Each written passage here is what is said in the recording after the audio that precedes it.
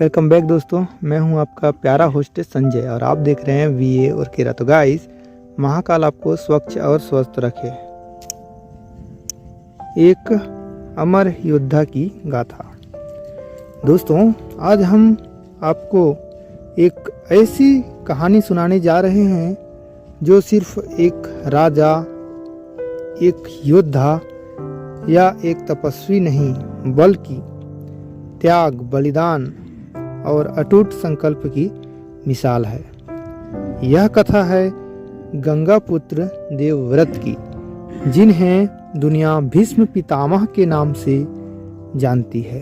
तो दोस्तों, बिना कोई देरी के मां सरस्वती की कृपा से कहानी शुरू करते हैं। कहानी शुरू होती है महाराज शांतनु से, जो हस्तिनापुर के प्रतापी सम्राट थे। एक दिन वे गंगा के तट पर टहल रहे थे जब उनकी नजर एक दिव्य रूपवती स्त्री पर पड़ी। उनकी सुंदरता ऐसी थी कि मानो स्वर्ग से कोई देवी स्वयं धरती पर उतर आई हो। वे थे देवी गंगा। शांतनु उन पर मोहित हो गए और विवाह का प्रस्ताव रखा। गंगा ने शर्त रखी, जो कुछ भी मैं करूं, आप मुझसे कभी कोई सवाल नहीं करेंगे।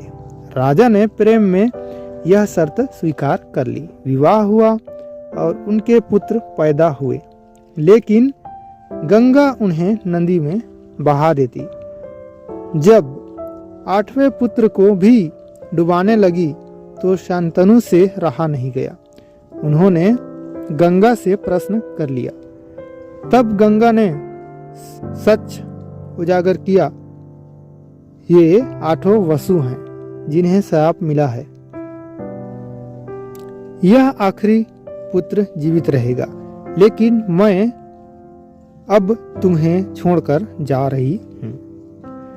वह गंगा पुत्र कोई और नहीं बल्कि देवव्रत थे। गंगा उन्हें लेकर चली गई और दिव्य शिक्षा दी। उन्होंने वेद, शास्त्र, अस्त्र शस्त्र और नीति में अपूर्व ज्ञान प्रदान किया। परशुराम जैसे गुरु से युद्ध कला सीखी, ब्रह्मचारी बने और महान योद्धा कहलाए। वर्षों बाद जब देवव्रत हस्तिनापुर लौटे, तब उन्होंने अपने पिता शांतनु को दुखी पाया। कारण था एक मछुआरे की बेटी सत्यवती। राजा उनसे विवाह करना चाहते थे, लेकिन सत्यवती के पिता ने कहा, मेरी बेटी का पुत्र ही राजा बनेगा। देवव्रत को पिता की व्यथा समझ आई। अब जो हुआ वह अद्भुत था। देवव्रत ने अपनी जन्मजात राजगद्दी को त्याग दिया और प्रतिज्ञा ली, मैं जीवन भर ब्रह्मचारी रहूंगा और कभी विवाह नहीं करूंगा। इस प्रतिज्ञा से सारा ब्रह्मांड कांप उठा। देवता, ऋषि मुनि और स्वयं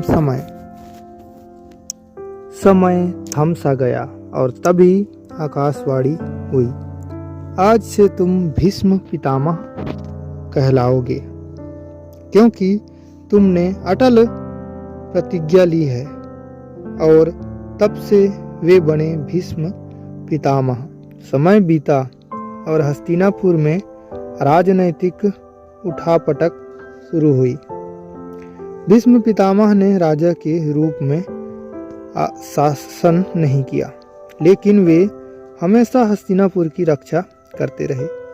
उन्होंने धृतराष्ट्र, पांडु और फिर दुर्योधन को भी मार्गदर्शन दिया, लेकिन नियति ने उन्हें धर्म और अधर्म के संघर्ष में डाल दिया।